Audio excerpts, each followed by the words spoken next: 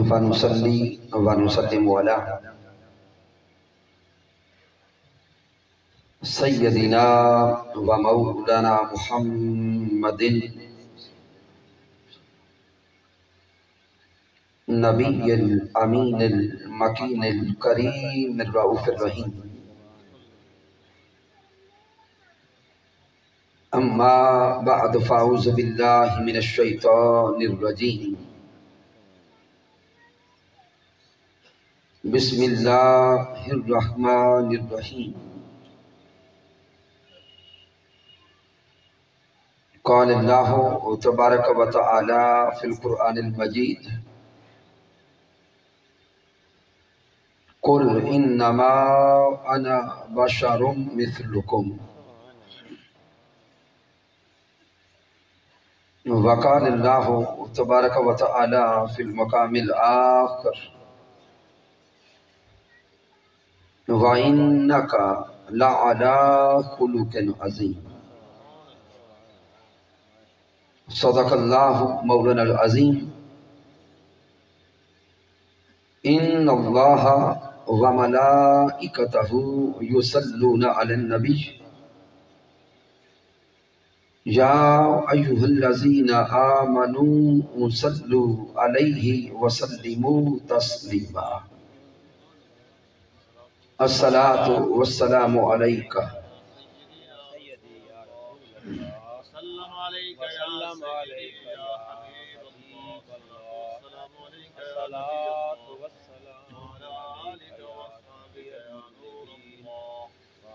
اللہ رب العزت کی توفیق سے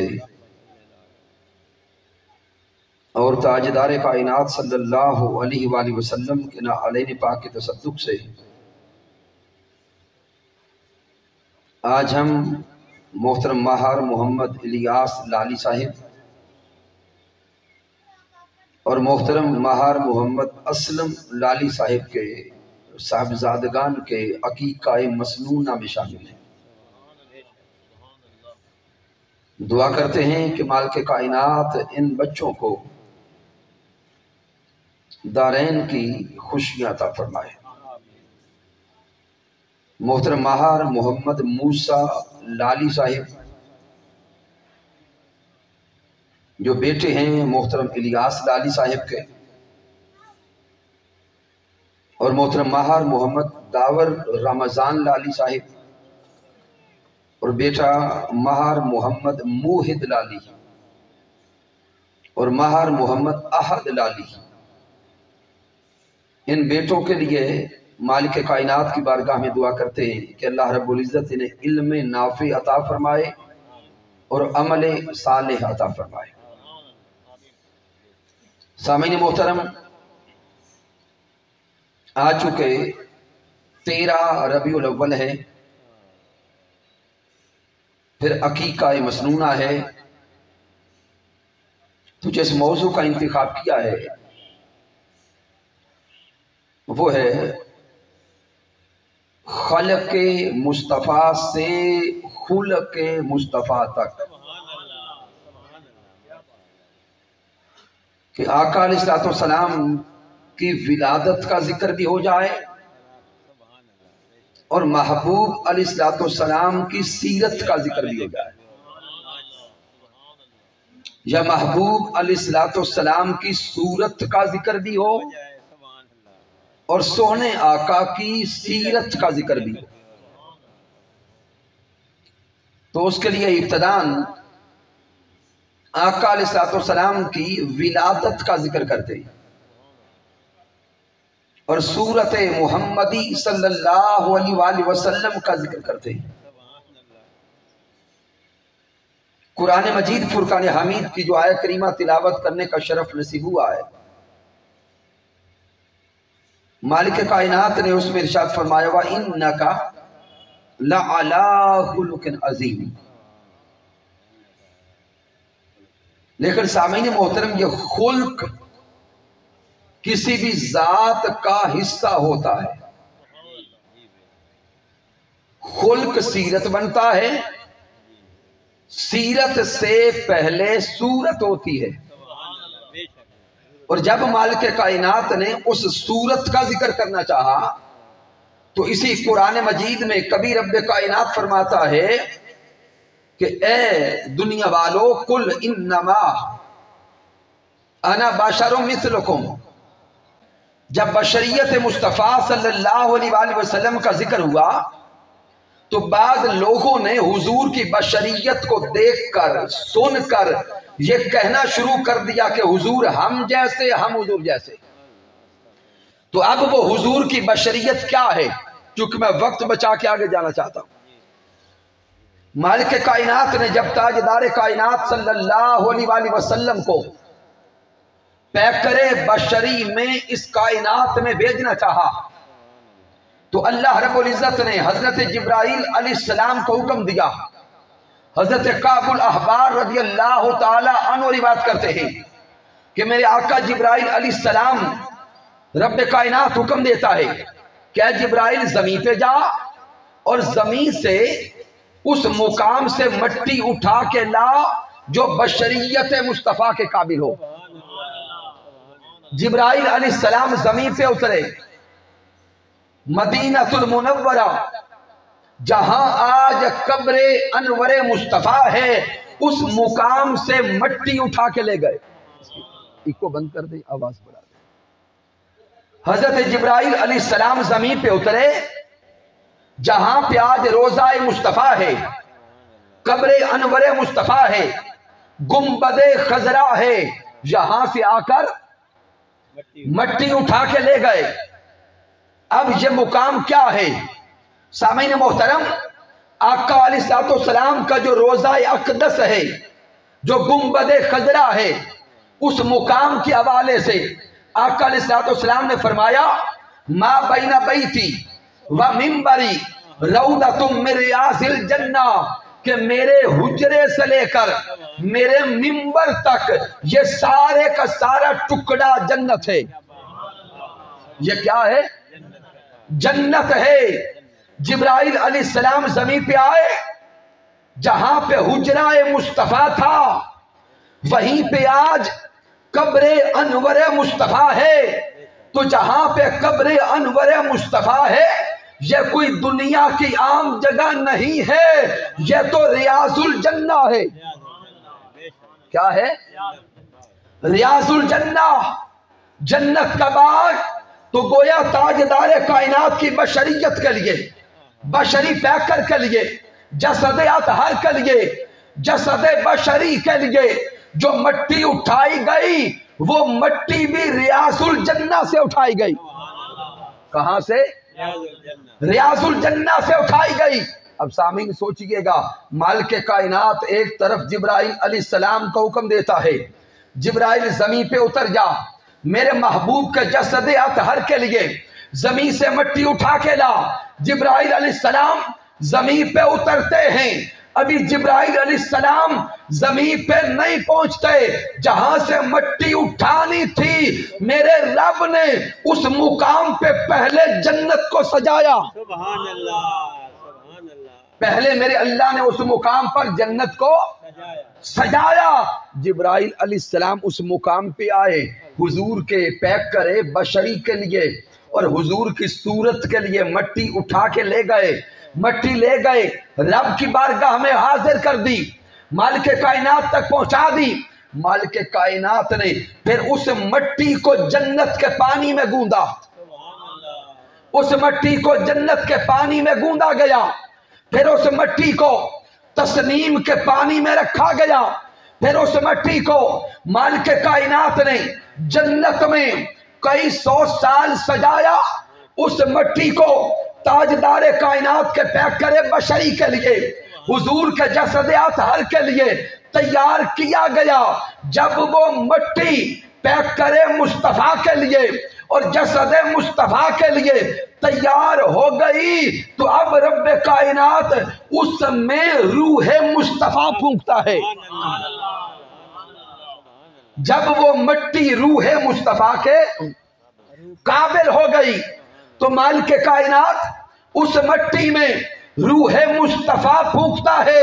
اب سوچئے گا وہ مٹی پہلے بھی جنت کی تھی، پھر جنت میں پہنچائی گئی، تسنیم کے پانی سے گوندا گیا، جنت کی نہروں میں رکھا گیا، نور کے ٹکڑوں میں سجایا گیا، سینکڑوں سال رب کائنات پھر اس مٹی کو پیوریفائی کرتا رہا، اس کی نظافت کو بڑھاتا رہا، طہارت کو بڑھاتا رہا، پاکیزگی کو بڑھاتا رہا۔ جب وہ مٹی اس قابل ہو گئی کہ اب اس سے پیکر مصطفیٰ بنے، پھر اس سے بشریت مصطفیٰ کو بنا کر اس میں روح مصطفیٰ کو سجایا گیا۔ اب سامعین محترم، آپ سے ایک سوال کرتا ہوں کہ جنت کیا ہے؟ جنت ساری کی ساری نور، جنت کے محلات بھی نور، جنت کی نہریں بھی نور، جنت کی مٹی بھی نور۔ تو جب جنت ساری کی ساری نور ہے تو وہ مٹی جنت کی جس سے حضور کی بشریت کو بنایا گیا، پھر وہ کیا ہے؟ توجہ ہے؟ پھر وہ مٹی بھی نور۔ ارے نورانیت مصطفیٰ پر سوال کرنے والوں اور بشر کی رٹ لگانے والوں، حضور کی بشریت کو دیکھو تو صحیح، حضور کی بشریت کو بھی میرے رب نے نور سے بنایا ہے۔ آقا کی بشریت کو بھی میرے اللہ نے نور سے بنایا ہے۔ پھر رب کائنات نے اس نور کی مٹی کو جنت میں سجایا ہے۔ پھر جب اس پیکر بشری کے اس دنیا میں آنے کا وقت آیا، دنیا میں بھیجنے کا وقت آیا، مالک کائنات نے پھر وہ نور کا پیکر حضرت سیدہ آمینہ کو عطا کر دیا، سیدہ آمینہ کو عطا کر دیا۔ سامعین محترم، اس کائنات میں چاروں طرف دیکھیں، ہر طرف اللہ کے حسن کا جلوہ ہے، ہر طرف رب کائنات کے حسن کا جلوہ ہے۔ زمین پہ اللہ کے حسن کا جلوہ، میدانی علاقوں کو دیکھتے جاؤ، ہر طرف اللہ کے حسن کا جلوہ۔ پہاڑوں کو دیکھو، پہاڑوں کی خوبصورتی میں اللہ کے حسن کا جلوہ، آبشاروں میں اللہ کے حسن کا جلوہ، نہروں میں اللہ کے حسن کا جلوہ۔ آسمان کی طرف نگاہ اٹھائیں، ستاروں میں اللہ کے حسن کا جلوہ، چاند کی چاندنی میں اللہ کے حسن کا جلوہ، سورج کی کرنوں میں اللہ کے حسن کا جلوہ۔ اللہ نور السماوات والارض۔ جگ میں آ کر ادھر ادھر دیکھا تو ہی آیا نظر، جدھر دیکھا ہر طرف مالک کائنات کے حسن کے جلوے بکھرے بکھرے دکھائی دیتے ہیں۔ حسن کے متلاشیوں نے رب کی بارگاہ میں عرض کیا، مولا چاروں طرف تیرا حسن بکھرا بکھرا نظر آتا ہے، کبھی تو اپنے حسن کا مرکز بھی دکھا دے، کبھی تو اپنے حسن کا منبع بھی دکھا دے، کبھی تو اپنے حسن کی بنیاد و مرکز بھی دکھا دے۔ تو رب کائنات کا جواب آتا ہے، ارے میرے حسن کے متلاشیوں، حسن کی طلب کرنے والوں، حسن کی جستجو کرنے والوں، چاروں طرف میرا حسن بکھرا بکھرا ہے۔ اگر میرے حسن کا مرکز دیکھنا چاہتے ہو، منبع دیکھنا چاہتے ہو، تو پھر انتظار کرو، اس لمحے کا ایک وقت آنے والا ہے۔ فاران کی چوٹیوں پر، مکہ المکرمہ کی وادیوں میں ایک گھر حضرت عبد المطلب کا ہوگا، عبد المطلب کے گھر ان کا بیٹا عبداللہ ہوگا، حضرت عبداللہ کے گھر ان کی زوجہ سیدہ آمینہ ہوں گی۔ وقت آئے گا، 12 ربیع الاول کی رات جا رہی ہوگی، دن آ رہا ہوگا، 12 ربیع الاول ہوگا، رات جا رہی ہوگی، دن آ رہا ہوگا، دیکھو وہ دیکھو ولادت مصطفیٰ ہوتی ہے۔ ارے صورت مصطفیٰ کو دیکھو، چہرہ مصطفیٰ کو دیکھو، ولادت مصطفیٰ کو دیکھو، آمد مصطفیٰ کو دیکھو، دیکھتے جاؤ پوری کائنات کے حسن کو سمیٹ کر میں نے مکھڑائے مصطفیٰ بنایا ہے۔ سبحان اللہ، نعرہ تکبیر، نعرہ رسالت، نعرہ تحقیق، نعرہ حیدری، سرکار کی آمد۔ ماشاءاللہ اب مالک کائنات کے حسن کے جلوے بکھرے بکھرے دیکھنا چاہو تو کائنات میں جدھر دیکھو گے ہر طرف اللہ کا حسن نظر آئے گا۔ اگر رب کائنات کے حسن کے جلووں کا مرکز دیکھنا چاہو، منبع دیکھنا چاہو تو رب کائنات کبھی فرماتا ہے وَمَا أَرْسَلْنَاكَ إِلَّا رحمت للعالمین، میں نے اپنی رحمت کا مرکز بھی مصطفیٰ کو بنایا ہے، اپنے فضل کا مرکز بھی مصطفیٰ کو بنایا ہے، نعمت کا مرکز بھی مصطفیٰ کو بنایا ہے، عطاؤں کا مرکز بھی مصطفیٰ کو بنایا ہے، جلووں کا مرکز بھی مصطفیٰ کو بنایا ہے۔ آؤ صورت مصطفیٰ دیکھتے جاؤ، صورت مصطفیٰ میں جلوائے خدا پاتے جاؤ۔ آقا علیہ السلام کی ولادت ہوئی، تاجدار کائنات کی آمد ہوئی۔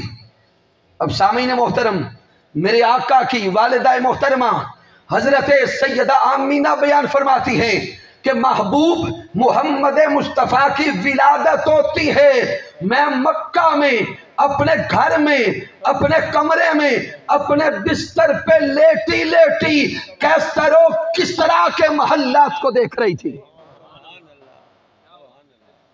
یہ صورت مصطفیٰ آئی ہے۔ پھر سامعین محترم، وہ دائیاں جو موجود تھیں، ان دائیوں نے کہا کہ ہم اپنا کام کریں، اور اپنا کام کیا ہے؟ سامعین محترم، دائیوں کے ذمہ سب سے پہلے غسل ہوتا ہے۔ دائیوں نے ناف کاٹنی ہوتی ہے، سرما ڈالنا ہوتا ہے۔ کیا یہ کام دائیاں کرتی ہیں کہ نہیں؟ اب آقا علیہ السلام کی ولادت ہوئی، دائیوں نے سوچا کہ ناف کاٹی جائے۔ جب آقا علیہ السلام کو دیکھا تو ناف کٹی تھی، ناف کٹی تھی۔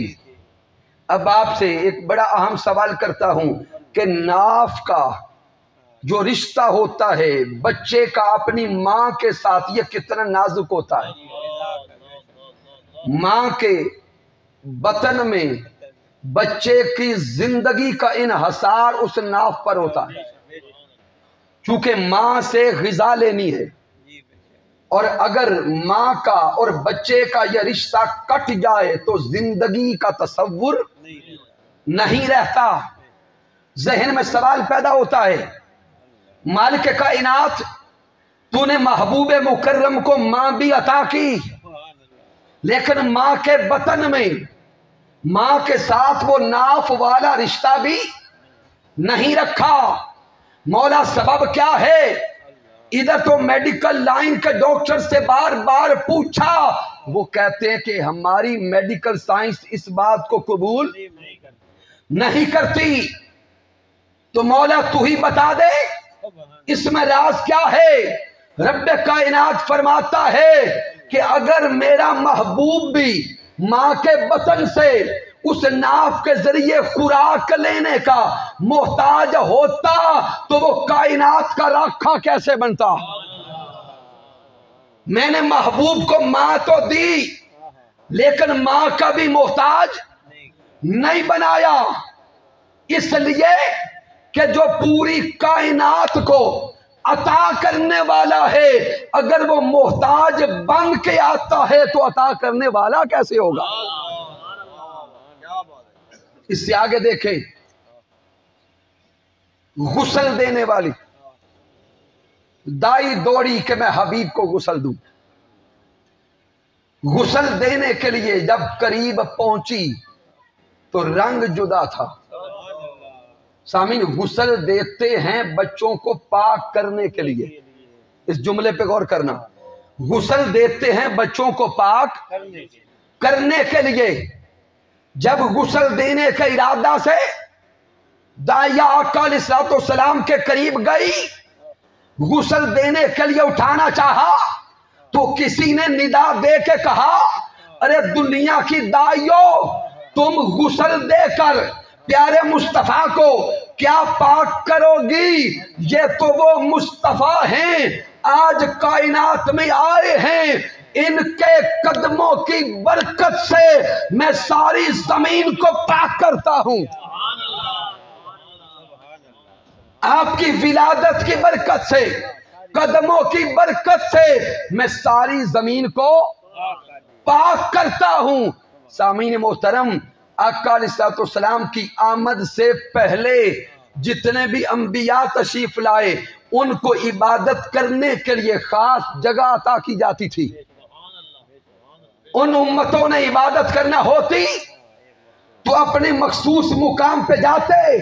یہ حضور کی ولادت کا صدقہ ہے کہ آپ جہاں دل کرے صاف جگہ دیکھ کے مصلی بچھاتے ہو. گھر میں ہو تو نمازیں گھر میں پڑھو، سفر میں ہو نمازیں سفر میں پڑھو، جہاں بھی ہو مصلی بچھا کر عبادت کر لیتے ہو. یہ سارا صدقہ آمد مصطفیٰ ہے. پھر سامعین محترم ایک دائی آگے آئی، اس نے کہا کہ میں سرما ڈالوں گی. اور سرما ڈالا جاتا ہے حسن کو بڑھانے کے لیے، حسن میں اضافہ کرنے کے لیے. وہ دائی قریب آئی، سرما ہاتھ میں لیا، تاجدار کائنات حبیب کبریا کی آنکھوں میں سرما ڈالنے کے لیے حضور کی آنکھوں کو دیکھا. آنکھوں کو دیکھتی گئی تو زبان حال سے بول کے کہتی ہے کہ سبحان اللہ، ما احسنکا، ما اکملکا، ما اجملکا. کتھے مہر علی، کتھے تیری ثنا، مشتاق اکھیاں کتھے جاڑیاں. حضور کے مکھڑے کو دیکھا تو کبھی بول کے کہتی ہے کہ قد کاٹ سوہنا تے بنتر بناوٹ، قد کاٹ سوہنا تے بنتر بناوٹ. ختم ہوئی سوہنے تے ساری سجاوٹ، مصور نے ماشا کسر نہیں سے چھڑی، بڑی ریج دے نال تصویر کھچی. ارے حسینہ جمیلہ دا منہ موڑ دیتا، محمد بنا کے قلم توڑ دیتا. نعرہ تکبیر، نعرہ رسالت، نعرہ تحقیق، نعرہ حیدری، عظمت شان مصطفیٰ. سبحان اللہ. وہ دائی کبھی مکھڑائے مصطفیٰ کو دیکھتی ہے تو زبان حال سے کہتی ہے کہ بے حد نے عجب کام کیا، حد کر دی. بے حد نے عجب کام کیا، حد کر دی. گنجائش تنقید سبھی رد کر دی. خود تو پردے میں رہا، ہاں پردے میں رہا، پردے میں رہا، اور خود کو دکھانے کے لیے سامنے تصویر محمد کر دی. سامعین محترم، یہ ہے صورت مصطفیٰ. اور مصطفیٰ کو اللہ نے صورت بھی ایسی دیکھے بھیجا کہ اس صورت کی خود قسمیں اٹھاتا رہا. وَالضُّحَىٰ وَاللَّيْلِ إِذَا سَجَىٰ مَا وَدَّعَكَ رَبُّكَ وَمَا قَلَىٰ وَلَلْآخِرَةُ خَيْرٌ لَكَ مِنَ الْأُولَىٰ وَلَسَوْفَ يُعْطِيكَ رَبُّكَ فَتَرْضَىٰ أَلَمْ يَجِدْكَ يَتِيمًا فَآوَىٰ. رب کہتا ہے سونیاں تجھے اتنا سونا پایا ہے کہ میں نے اپنے لیے سجایا. تو سامعین، ایک تو اللہ نے حبیب کو صورت بھی پیاری دی، پھر سیرت بھی نرالی دی. سیرت بھی نرالی دی. آقا علیہ الصلوۃ والسلام کی حیات مبارکہ کا مطالعہ کریں، سینکڑوں لوگوں نے حضور کی صورت دیکھ کے کلمہ پڑھا، سینکڑوں لوگوں نے پیارے آقا کی صورت دیکھ کے کلمہ پڑھا، اور ہزاروں لوگوں نے حضور کی سیرت دیکھ کے کلمہ پڑھا۔ میرے آقا علیہ الصلوۃ والسلام نے کئی ہزار لوگوں کو مسلمان کیا۔ آقا علیہ الصلوۃ والسلام کے صحابہ کرام کی تعداد 1.25 لاکھ سے بھی زائد ہے۔ وہ تمام صحابہ اگر ان کے ایمان قبول کرنے کے اسباب کو دیکھا جائے تو وہ سب صحابہ یا تو سیرت مصطفیٰ کو دیکھ کے مسلمان ہوتے رہے یا صورت مصطفیٰ کو دیکھ کے مسلمان ہوتے رہے۔ میرے حضور نے ایک کو بھی تلوار کے زور سے مسلمان نہیں کیا، ایک کو بھی سختی سے مسلمان نہیں کیا۔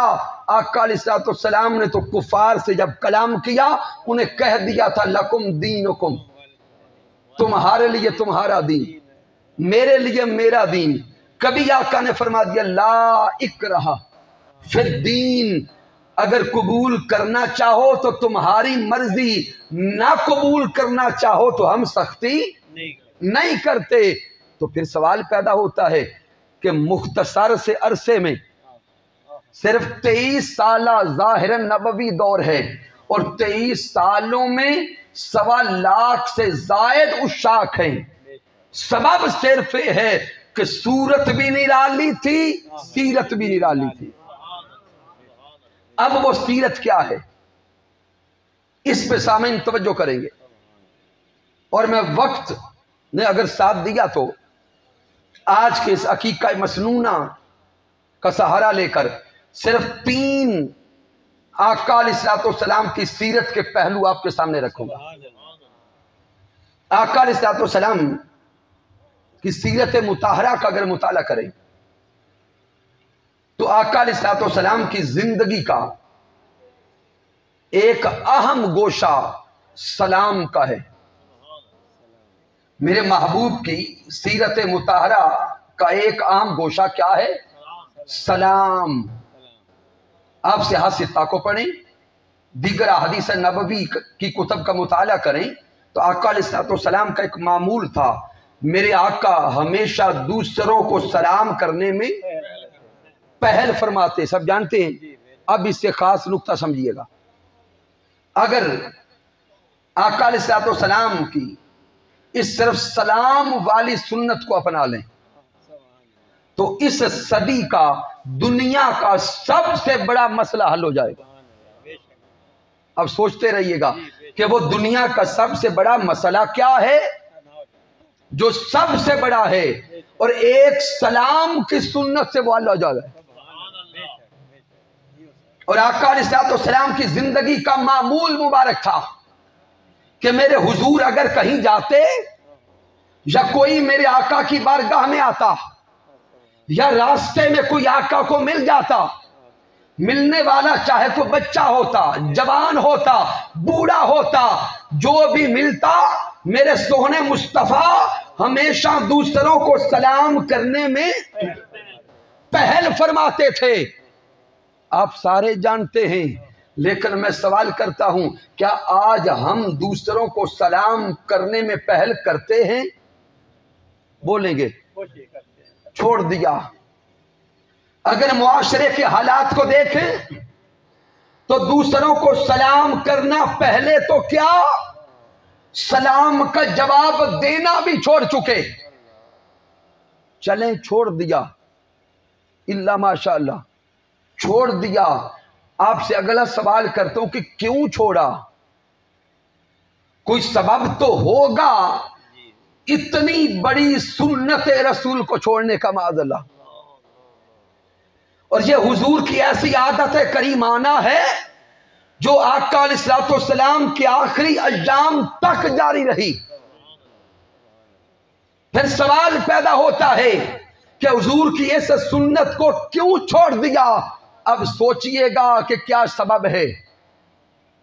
کئی جوابات آپ کے ذہن میں آئیں گے، لیکن ایک لطیف سبب میں دیتا ہوں کہ جب سے ہم دنیا پرست ہو گئے، جب سے ہم دنیا کے حریص ہو گئے، جب سے ہم دنیا کے لالچی ہو گئے، تب سے تصورات بدل گئے، تخیلات بدل گئے، اور ہمارے ذہنوں میں یہ تصور ڈال دیا گیا کہ دنیا میں عزت والا وہ ہوتا ہے جسے دوسرا سلام کرے۔ یہ تصور ہمارے ذہنوں تک پہنچایا گیا، اور یہ تصور ماں کی لوریوں سے شروع ہو گیا کہ ہماری مائیں بھی ہمارے بچوں کو یہی بتانے لگی کہ تمہارے دادا اتنے عزت والے تھے کہ سارے محلے والے اسے سلام کرتے تھے۔ بچے کا ذہن پنپنے لگا، بچہ سوچنے لگا کہ پھر عزت والا تو وہی ہوا جسے دوسرے سلام کریں۔ بس وہ سوچ سوچ کر یہ تصور بناتا گیا کہ عزت والا وہ ہے جسے دوسرے سلام کریں۔ اس کا سبب اور اس کا نقصان یہ ہو گیا کہ آج پیر بیٹھا بھی انتظار کرتا ہے کہ مرید آ کے مجھے سلام کرے، عالم بیٹھا بھی انتظار کرتا ہے کہ سامع آ کے مجھے سلام کرے، باپ بیٹھا بھی انتظار کرتا ہے کہ بیٹا آ کے مجھے سلام کرے، استاد بیٹھا بھی انتظار کرتا ہے کہ شاگرد بیٹھا مجھے سلام کرے۔ ارے دنیا میں عزت کے چاہنے والوں، دیکھو تو صحیح، کائنات کے سب سے بڑے پیر بھی میرے مصطفیٰ ہیں، سب سے اعلیٰ والد بھی میرے مصطفیٰ ہیں، سب سے اعلیٰ استاد بھی میرے مصطفیٰ ہیں۔ تو پیارے مصطفیٰ ہمیشہ دوسروں کو سلام پہلے کرتے تھے۔ اب سوچو تو صحیح، کیا حضور کی شان معاذ اللہ کم ہوتی گئی؟ نہیں، حضور کی شان تو میرے اللہ نے فرمایا وَلَلْآخِرَةُ خَيْرٌ لَكَ مِنَ الْأُولَىٰ۔ مصطفیٰ بچوں تک کو سلام پہلے کرتے رہے، وہ رب شان بڑھاتا چلا گیا۔ تو حضور کے چاہنے والوں، آقا علیہ الصلوۃ والسلام سے محبت کرنے والوں، آج کی اس محفل میں آنے سے کم از کم یہ پہلا سبق تو لیتے جاؤ کہ ہر کسی کو سلام پہلے کریں، ہر کسی کو سلام کریں۔ یہ اس سے میرے آقا راضی ہو جائیں گے۔ پھر اس سے آگے چلیں۔ کئی احباب سوچ رہے ہوں گے بھئی یہ تو صرف سلام کرنا ہے، تو سلام کرنے سے دنیا کا سب سے بڑا مسئلہ حل کیسے ہو جائے گا؟ اس وقت کا دنیا کا سب سے بڑا مسئلہ کیا ہے؟ دہشت گردی۔ کیا ہے؟ دہشت گردی۔ چاہے کوئی اسلامی جمہوریہ ہو، وہاں بھی دہشت گردی کا خطرہ ہے، چاہے کوئی سپر پاور ہو وہاں بھی دہشت گردی کا خطرہ ہے، اور جتنا کوئی بڑے عہدے پر ہوگا اتنے زیادہ سیکیورٹی گارڈ لیے پھرتا ہوگا۔ سپر پاور کا صدر بھی ہوگا تو سینکڑوں گارڈ دائیں بائیں ہوں گے۔ ان سے پوچھے بھئی آپ کے تو ایک سگنیچر سے دنیا کے حالات بدلتے ہیں، تو یہ اتنے بندوقوں والے کیوں، یہ سیکیورٹی گارڈز کیوں؟ تو وہ بھی کہے گا کہ مجھے دہشت گردی سے خطرہ ہے۔ تو سوال پیدا ہوتا ہے کہ اس دہشت گردی کا جو خطرہ ہر ملک لیے بیٹھا ہے، اس دہشت گردی سے کیسے نپٹا جائے؟ ممالک نے دہشت گردی سے نپٹنے کے لیے کئی سخت فیصلے کیے۔ آؤ تمہیں بتاؤں میرے مصطفیٰ نے کیا فیصلہ کیا۔ تمہارے سارے کے سارے آپریشنز اور سارے کے سارے سخت ترین فیصلے دھرے کے دھرے رہ جاتے ہیں मालो मता भी लुट जाता है, माल खर्च हो जाता है, जानें जाया होती हैं, तब भी दहशत गर्दी खत्म नहीं होती। अरे हुजूर के कदमों में आ जाओ, ताजदार कायनात की सीरत को अपनाओ। अरे काफिर हो तब भी हुजूर की सीरत का ये एक गोशा ले लो, तुम्हारी दहशत गर्दी खत्म हो जाएगी। दहशत गर्दी की इब्तिदा ज़हनी इंतहा पसंदी है। दहशत गर्दी की इब्तिदा क्या है? ज़हनी इंतहा पसंदी है। उस ज़हनी इंतहा पसंदी को तोड़ना चाहते हो तो हुजूर की सुन्नत सलाम को आम करो। आप अभी तक सोच रहे होंगे भाई सिर्फ सलाम करना यही तो है, अस्सलामु अलैकुम अस्सलामु अलैकुम, क्या इससे दहशत गर्दी मिट जाएगी? और कई चेहरे अभी परेशान नजर आते हैं, भाई सिर्फ सलाम करने से खत्म हो जाएगी। मैं बताता हूं, हाँ खत्म हो जाएगी। क्यों? अब सोचिए कि ये सलाम क्या है। जब हम दूसरे को सलाम करते हैं तो क्या कहते हैं? पीछे तक पूछा बोले अस्सलामु अलैकुम। अब इसका उर्दू में तर्जुमा करें, आप पर सलामती हो, आप पर सलामती हो।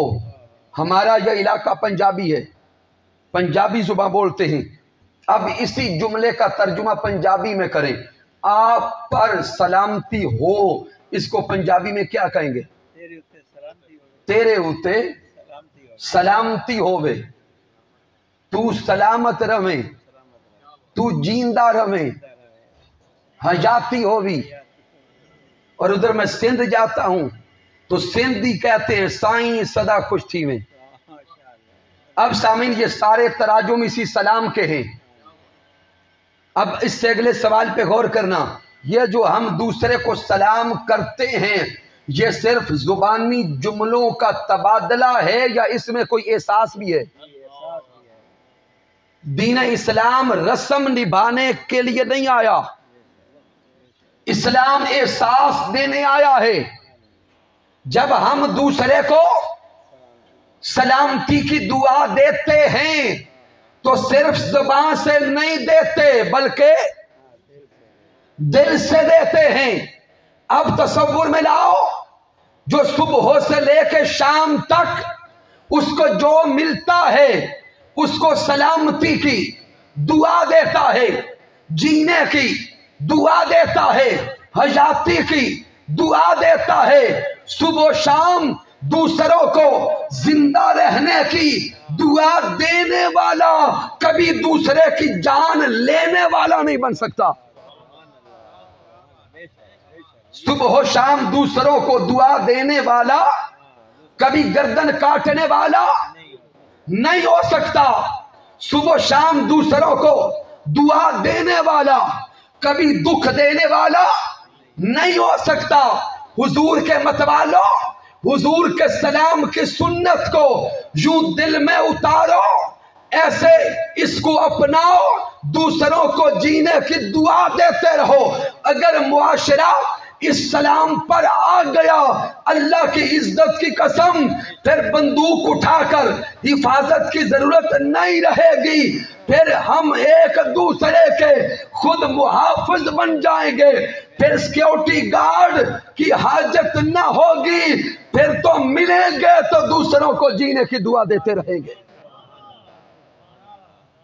तो समझ आई कि एक सलाम से दुनिया का सबसे बड़ा मसला हल हो जाएगा।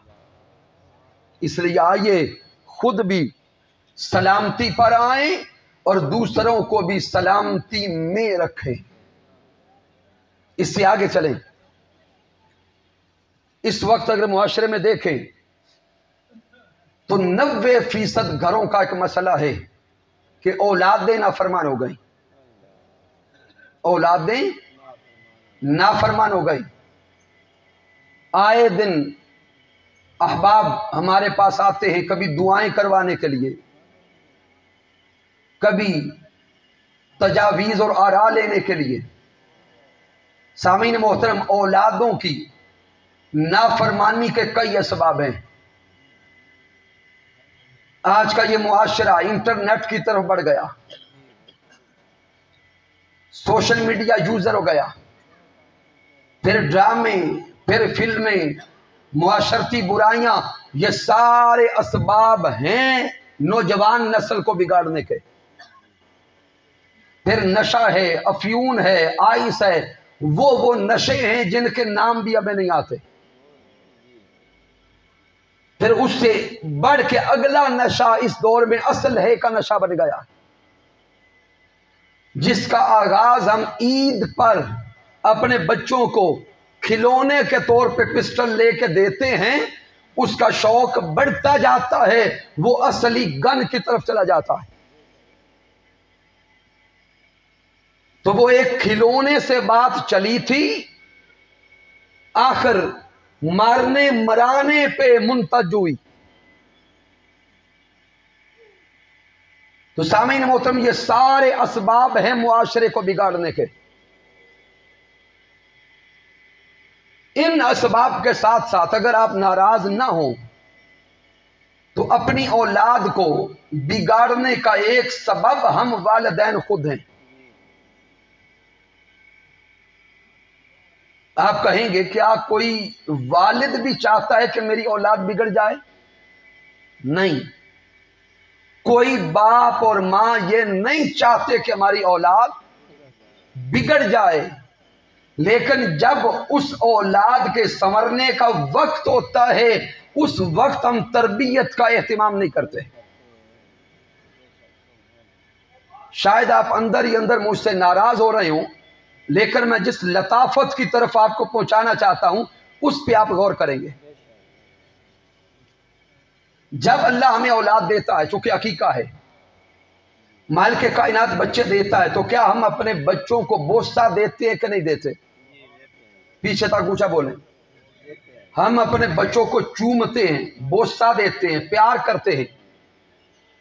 वो बच्चा 4 साल, 5 साल, 10 साल तक का होता है तो हम अपने बच्चों को बोसा देते रहते हैं। लेकिन मुआशरे के हालात मेरे सामने हैं, जब वो औलाद जवान हो जाती है तो क्या हम अपनी औलाद को बोसा देते रहते हैं या छोड़ देते हैं? ऊंचा बोलिएगा। छोड़ देते हैं। मैं आपसे बड़े अदब से सवाल करता हूं, जब वो बच्चे छोटे थे तो हमारे थे, हम प्यार भी करते, बोसे भी देते।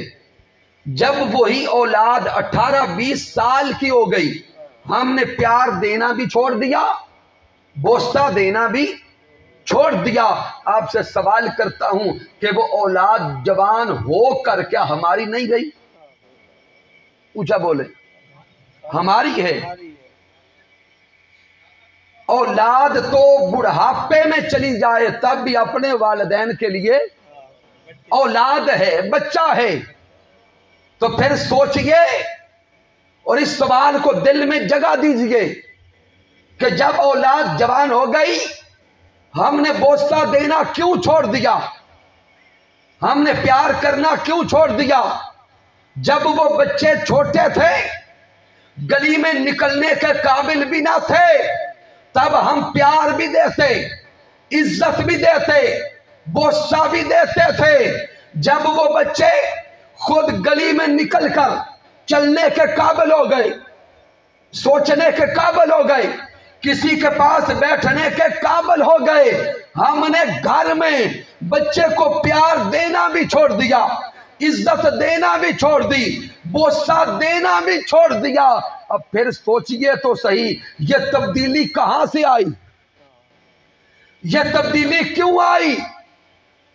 इंसान जिंदगी के किसी भी हिस्से में हो, 2 चीजों का भूखा है, एक इज्जत, दूसरा प्यार।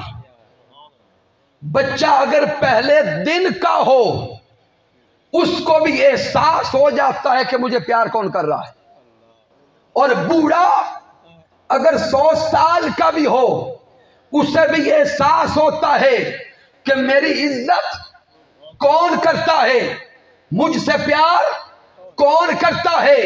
अरे जब हमारे बच्चे 7-8 साल के थे, جب دنیا کا شعور نہ تھا ہم بوسے بھی دیتے، پیار بھی کرتے، عزت بھی کرتے۔ جب جوانی کو پہنچ گئے گھر میں عزت بھی دینا چھوڑ دیا، بوسہ بھی دینا چھوڑ دیا، پیار بھی کرنا چھوڑ دیا۔ گویا دوسرے لفظوں میں ہم نے جوانوں کو، اولادوں کو خود دھکا دے کے گھر سے نکال کے کہا کہ اب گھر میں نہ عزت ہے، نہ پیار ہے، نہ بوسہ ہے، جاؤ گلیوں میں پھرتے رہو، جہاں سے تمہیں پیار ملتا ہے تلاش کرو۔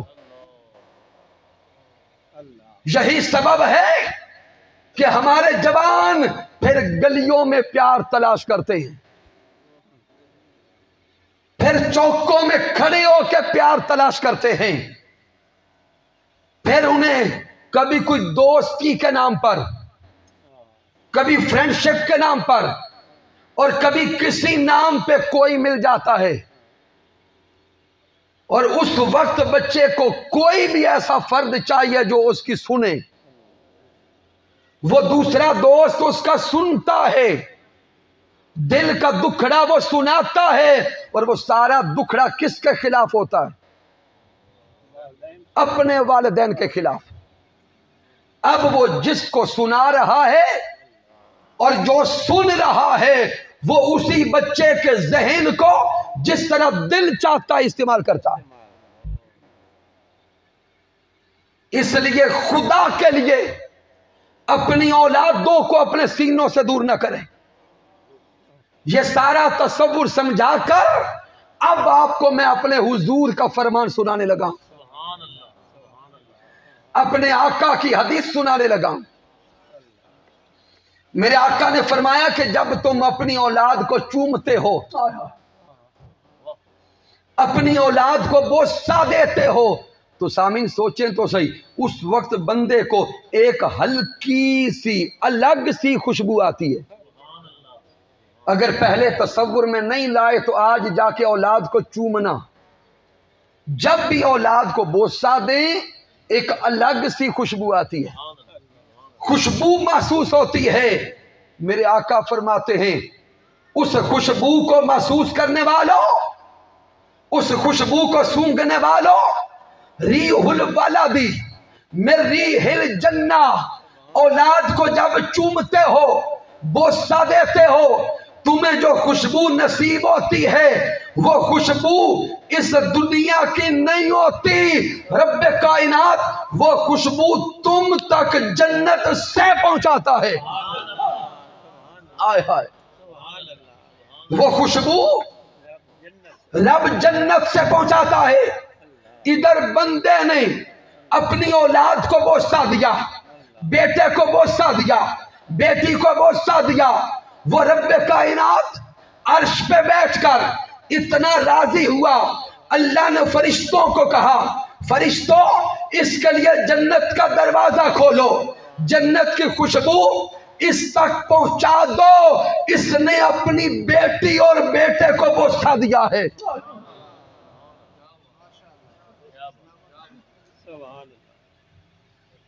اولاد کو بوسہ دینے سے اللہ اتنا راضی ہوتا ہے۔ اس کا سبب کیا ہے؟ اور سامعین محترم حضور کے الفاظ پہ غور کریں، میرے آقا نے یہ نہیں فرمایا کہ بچہ 10 سال سے کم ہو تو چومنا، میرے آقا نے مطلق فرمایا کہ اپنی اولادوں کو چوما کرو، بوسہ دیا کرو، اس سے اللہ راضی ہو جاتا ہے۔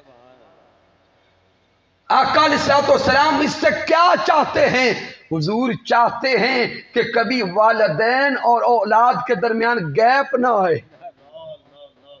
دوری نہ آئے، اور جو والدین اپنی اولادوں سے دور ہیں، اللہ کی عزت کی قسم کھا کے کہتا ہوں اولادیں والدین کے سینوں کو ترستی رہتی ہیں،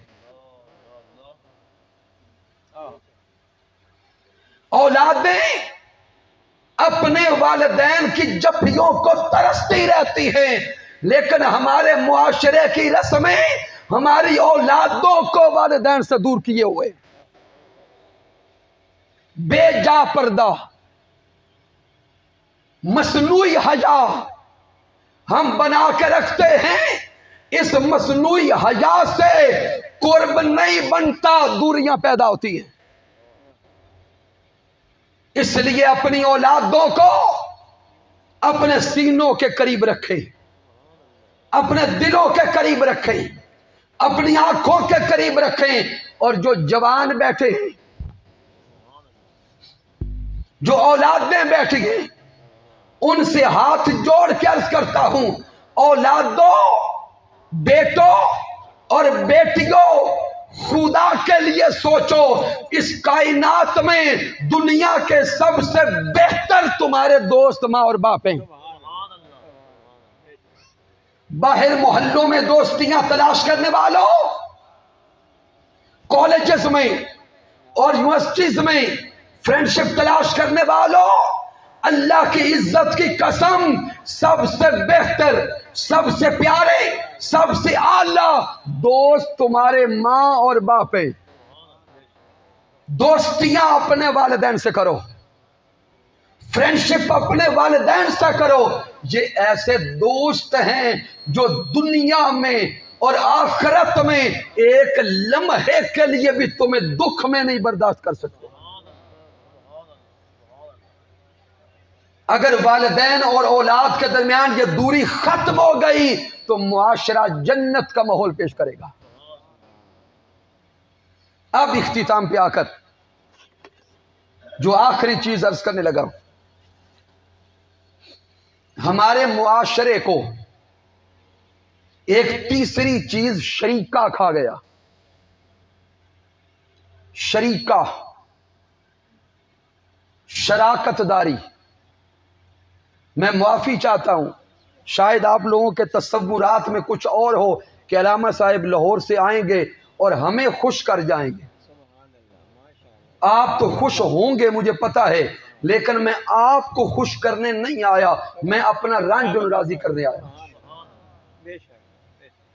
اور اگر اس دور میں، اس ماحول میں، اس منبر رسول پہ بیٹھ کر بھی ہم نے معاشرے کا خیال نہیں کرنا تو پھر اور کس نے کرنا ہے؟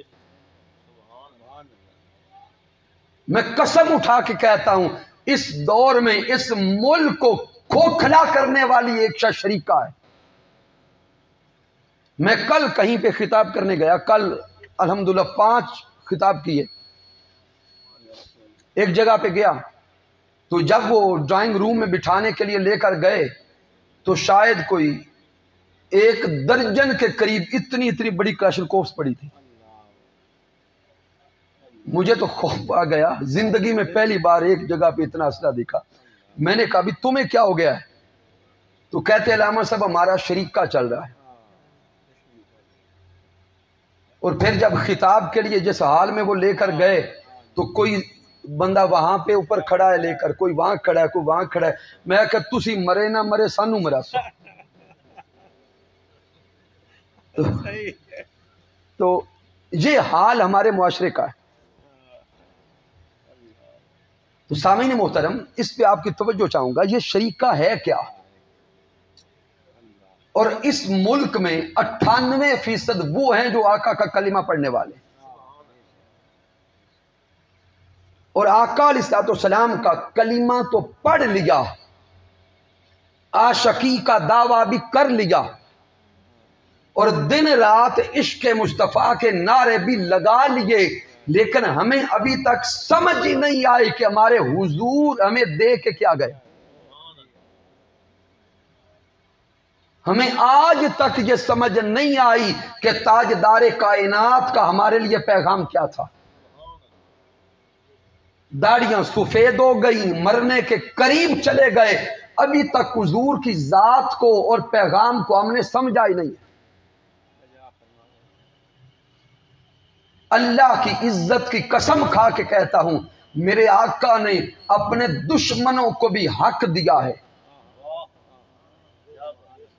والدین کا حق دینا اپنی جگہ، اولاد کو حق دینا اپنی جگہ، رشتہ داروں، عزیزوں، پڑوسیوں کو حق دینا اپنی جگہ۔ میرے آقا نے ان دشمنوں کو بھی حق دیا ہے جو واقعی دشمن تھے۔ اور آج ہم اپنوں کو بھی دشمن کہتے ہیں، ہوتے سگے رشتہ دار ہیں، خونی رشتہ ہوتا ہے، لیکن ہم کہتے ہیں کہ ہماری شراکت داری ہے۔ چلیں یہ لفظ آ گیا، سوچیں یہ لفظ شریک ہے کیا؟ ہمارے معاشرے میں تو جب یہ لفظ شریک آتا ہے ہم کہتے ہیں فوراً بندوقاں چکو۔ یہ لفظ شریک کیا ہے؟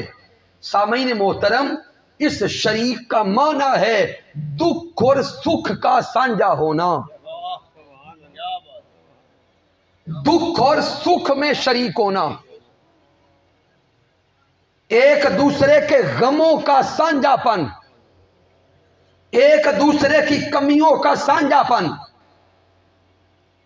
اور دکھوں کا سانجھا کیسے کہ اگر ایک گھر کے پاس کھانے کے لیے کچھ نہیں تو ہمارے حلق سے لقمہ تب تک نہ اترے جب تک ہمارا رشتہ دار نہ کھا لے۔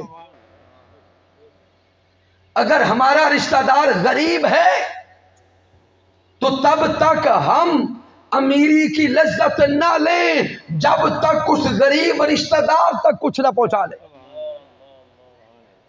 اگر کوئی رشتہ دار بیمار ہے تو تب تک ہم صحت کی لذت نہ پائیں جب تک اس کے علاج کا اہتمام نہ کریں۔ لیکن ہمارا حال کیا؟ کزنز آپس میں شریک، چاچا بابا کے بیٹے شریک تھے، بھائی، اللہ نے بھائی بنایا ہے، ہم شریک بن گئے۔ اور اب تو حال یہاں تک چلا گیا سگے بھائی آپس میں شریک نظر آتے۔ اب حضور کے فرمان اور سیرت کی طرف آئیں۔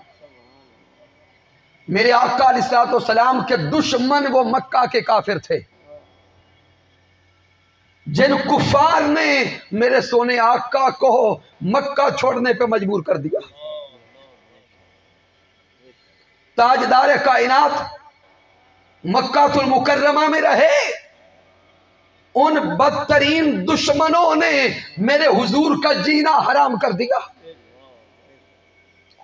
3 سال تک میرے آقا کے ساتھ سوشل بائیکاٹ کیا، سوشل مقاطعہ کیا۔ میرے آقا شیب ابی طالب میں 3 سال تک معصور رہے۔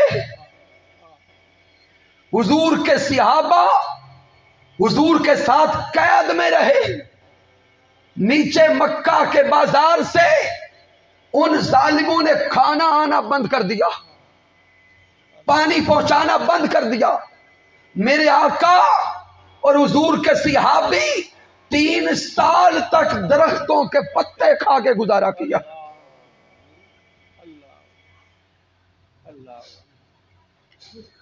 پھر آقا علیہ الصلوۃ والسلام کو مکہ سے نکال دیا۔ تصور میں لائیں جب آقا مکہ سے نکل رہے تھے، میرے آقا علیہ الصلوۃ والسلام حرم کعبہ میں جاتے اور کعبۃ اللہ سے خطاب کرتے اور مکہ سے خطاب کرتے ہیں۔ آقا فرماتے ہیں مکہ مجھے تجھ سے پیار ہے، مکہ مجھے تجھ سے پیار ہے، میں یہاں سے جانا نہیں چاہتا لیکن تیرے واسی مجھے یہاں رہنے نہیں دیتے۔ میرے آقا کی آنکھوں میں آنسو تھے، آقا برستی آنکھوں کے ساتھ مکہ چھوڑ گئے، مدینہ المنورہ پہنچے۔ کم و بیش 11 سال کا مدنی دور، 11 سالوں میں 84 جنگیں حضور پہ مسلط کی گئی۔ اب تصور میں لیں 11 سالوں میں جنگیں کتنی ہیں؟ 84۔ ایک سال میں کتنی بنے گی؟ 7 یا 8 جنگیں میرے آقا نے ایک سال میں لڑی۔ ساری کی ساری جنگیں کفار نے مسلط کی۔ اس پنکھے کو ادھر کر دیں، ڈسٹرب کر رہا ہے۔ سال کے مہینے کتنے؟ اونچا بولے۔ 12 جنگیں کتنی؟ 7 یا 8 جنگیں ایک سال میں اب غور تو کریں، جس نے 1 سال میں 12 مہینوں میں 7-8 جنگیں لڑنی ہو، اس کے لیے سکون کے دن کتنے ہیں؟ پھر آقا علیہ الصلوۃ والسلام کے صحابہ کو شہید کیا گیا. حضرت خباب رضی اللہ تعالیٰ عنہ کو کفار نے پکڑ لیا، زنجیروں سے جکڑ دیا، اور جکڑ کے کہتے تھے معاذ اللہ محمد کے خلاف بولو نہیں تو تمہارے جسم کے ٹکڑے کریں گے. حضرت خباب رو رو کے کہتے محمد عبد صالح، محمد عبد صالح. ان ظالموں نے، حضور کے صحابی زندہ تھے، جسم کا گوشت کاٹنا شروع کر دیا. اتنی مشکلات آقا نے برداشت کی. آقا کے چچا حضرت امیر حمزہ کو شہید کیا گیا. سن 8 ہجری کو مکہ فتح ہو گیا. تاجدار کائنات فاتح بن کر مکہ المکرمہ میں داخل ہوئے. وہ سارے کفار گردنیں جھکا کے کھڑے تھے کہ آج مارے جائیں گے. وہ سارے کفار گردنیں لٹکائے کھڑے تھے کہ آج ختم ہو جائیں گے. میرے آقا نے مکہ میں داخل ہو کر پہلا جملہ ارشاد فرمایا کعبۃ اللہ کی چابی کہاں ہے؟ عثمان بن طلحہ کافر تھا، کعبۃ اللہ کی چابی لے کے آیا. اس کے ہاتھ کانپ رہے تھے، جسم تھر تھرا رہا تھا کہ آج محمد عربی مجھے مارنے کا اور کاٹنے کا حکم دیں گے. میرے آقا نے کعبۃ اللہ کی چابی لی، کعبۃ اللہ کا دروازہ کھولا، اندر تشریف لے گئے، شکرانے کے نفل پڑھے، نوافل پڑھ کے نکلے. عثمان بن طلحہ بھی وہیں کھڑا کپ کپا رہا تھا. میرے آقا عثمان بن طلحہ کو کہتے ہیں عثمان بن طلحہ یاد کرنا وہ وقت کہ جب آقا مکہ سے مدینہ جا رہے تھے، میرے آقا نے عثمان بن طلحہ کو کہا تھا عثمان کعبہ کا دروازہ کھول، میں اندر جا کے نفل پڑھنا چاہتا ہوں. عثمان بن طلحہ نے بولا کہ سورج مغرب سے نکل سکتا ہے، آپ کے لیے کعبہ کا دروازہ نہیں کھل سکتا. میرے آقا رونے لگے. آقا فرماتے عثمان بن طلحہ پھر یاد رکھنا وقت بدل جائے گا، پھر سوچنا تیرا حال کیا ہوگا. آج 8 ہجری تھا، وقت بدل چکا تھا، کعبہ کی چابی حضور کے ہاتھوں میں تھی. میرے آقا فرماتے عثمان اب بول، اب بول، اب تو کعبۃ اللہ کی چابی میرے ہاتھوں میں ہے. عثمان بن طلحہ کی زبان بند ہو گئی. میرے آقا فرماتے عثمان اپنے ہاتھ آگے کر. وہ ڈرتا ہوا کانپتا ہوا اپنے ہاتھ آگے نہیں بڑھاتا. میرے آقا پھر فرماتے ہیں عثمان بن طلحہ اپنے ہاتھ آگے کر. وہ کپ کپاتا ہاتھ آگے کرتا ہے. صدقے جائیں پیارے مصطفیٰ پر. میرے آقا کعبۃ اللہ کی چابی اس کے ہاتھوں پہ رکھ کے کہتے ہیں عثمان بن طلحہ یہ چابی تیرے ہاتھوں میں دیتا ہوں، تجھے پھر کعبہ کا متولی بناتا ہوں. تو نے میرے لیے دروازہ نہیں کھولا تھا، وہ تیرا کردار تھا. میں تیری معافی کا اعلان کرتا ہوں، یہ محمد مصطفیٰ کا کردار ہے.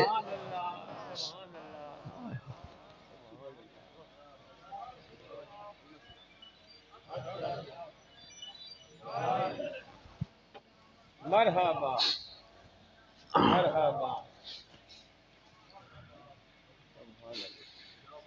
ارے آقا علیہ الصلوۃ والسلام سے محبت کرنے والوں اور تاجدار کائنات سے عشق کا دم بھرنے والوں، میرے سونے مصطفیٰ تو اتنے بدترین دشمنوں کو بھی معاف کر گئے.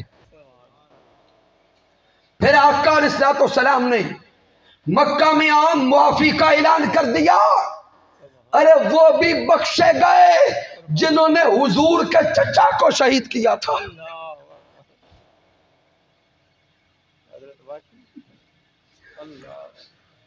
میرے آقا نے ان کو بھی معاف کر دیا جنہوں نے آقا کے چچا حضرت امیر حمزہ کا کلیجہ چبایا تھا.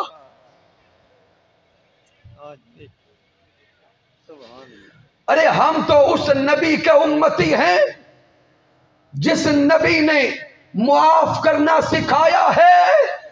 کہاں گئی ہماری سیرت مصطفیٰ پہ عمل کرنے کی سوچ؟ کیا یہ محبت و عشق کے دعوے کھوکھلے ہیں؟ کیا یہ صرف رسم نبھانا ہے؟ کیا یہ صرف باتیں کرنا ہے؟ اگر آج ہم نے اپنی زندگیوں کو حضور کی سیرت مطہرہ کے مطابق نہ ڈھالا تو کل یوم قیامت حضور کو کون سا چہرہ دکھائیں گے؟ اس لیے آج کی بزم میں آنے والوں، آپ سے التجا کرتا ہوں کہ خدا کے لیے اپنے دلوں کو دوسروں کے لیے صاف کر کے جاؤ. اپنے دلوں کو دوسروں کے لیے صاف کر کے جاؤ.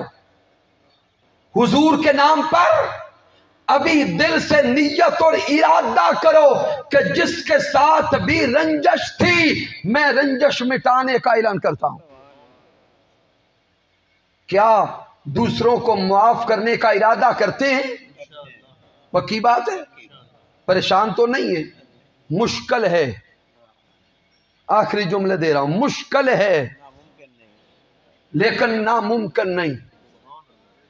مشکل اس لیے ہے کہ ہم نے اندر انا کا بت پال کے رکھا ہے، اور یہ انا کا بت اتنا بڑا بن گیا ہے کہ ہم اس بت کو تو پالتے جاتے ہیں لیکن اس کی بارگاہ میں جس طرح جھکنا چاہیے تھا اس طرح نہیں جھکتے. ابھی کئیوں کے ذہن میں آیا ہوگا کہ ابھی مہینہ گزرا ہے بھائی سے رنج ہوا ہوں، ناراض ہو کے اسے گھر سے نکالا ہے یا اس کے گھر سے نکلا ہوں. اگر پہلے میں اس کے گھر گیا تو پھر میرا غرور کہاں جائے گا؟ پھر میری انا کہاں جائے گی؟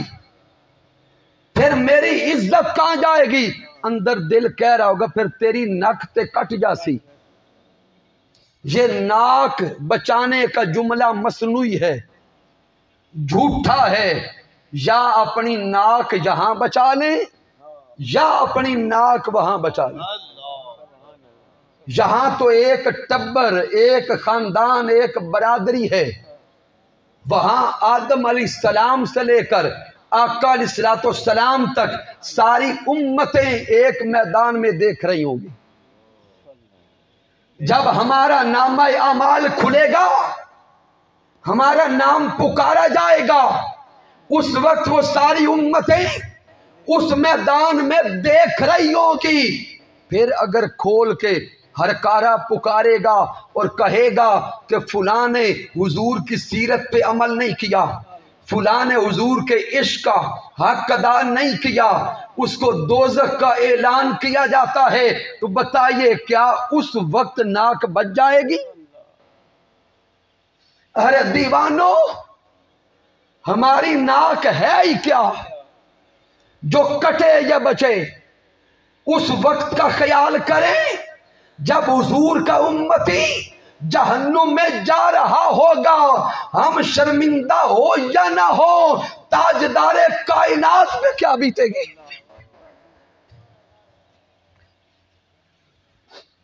ہمارے حضور پہ کیا بیتے گی؟ جب سب انبیاء کے سامنے پکارا جائے گا کہ محمد مصطفیٰ کا امتی دوزخ جا رہا ہے،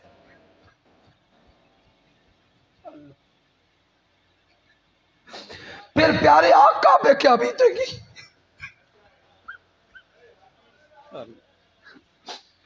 آج ہم اپنے خاندان کا نام اونچا کرنے کا سوچتے ہیں،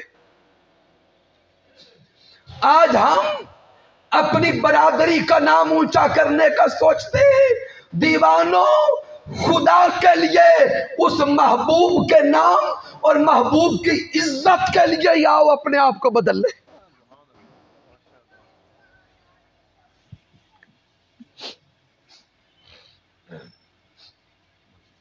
میں حاج کے عقیقہ مسنونہ میں تشریف لانے والے جمیع احباب کو محبت و ادب سے التجا کرتا ہوں، آئیے اپنی زندگیاں بدلے، اپنی زندگیاں بدلے، حضور کی سیرت کے رنگ میں رنگے جائیں، نمازیں پنجگانہ ادا کریں، زبان پہ ہر وقت درود و سلام رکھیں، دل کو بھی پاک رکھیں، جسم کو بھی پاک رکھیں، نگاہوں کو بھی پاک رکھیں۔ مبارکباد پیش کرتا ہوں ماہر محمد الیاس لالی صاحب کو اور محترم ماہر محمد اسلم لالی صاحب کو، ان کے خاندان کے جمیع احباب کو، تشریف لانے والے جمیع عشاقان مصطفیٰ صلی اللہ علیہ وآلہ وسلم کو، اور دعا کرتے ہیں کہ رب کائنات محبوب مکرم کا صدقہ ہم سب کو آقا علیہ الصلوۃ والسلام کی سیرت کے مطابق زندگی گزارنے کی توفیق عطا فرمائے۔ شکریہ ادا کرتا ہوں جناب محترم محمد اختر صاحب کا، تحریک منہاج القرآن کے جملہ ساتھیوں کا، کہ جن کی وساطت سے آپ احباب کی زیارت نصیب ہوئی۔ کی محمد سے وفا تو نہیں تو ہم تیرے ہیں، یہ جہاں چیز ہے کیا لوح و قلم تیرے ہیں۔ میں نے جو کچھ بیان کیا اگر اس میں کوئی کمی ہے، کوئی کجی ہے، کوئی غلطی ہے تو مجھ ناچیز کی طرف سے ہے، رب کائنات معاف فرمائے۔